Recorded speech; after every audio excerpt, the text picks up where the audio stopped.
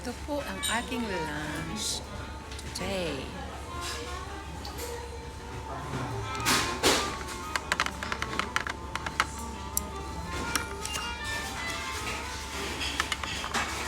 Tapos na po.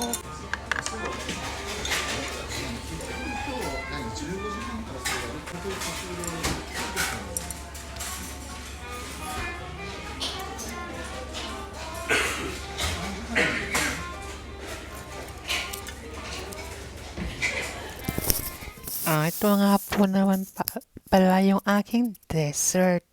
Ayan, Ayan. nagbabalot siya ng Nagiging mahilig ako ulit sa tapos matamis. Ayan, masarap po siya pero medyo maasim.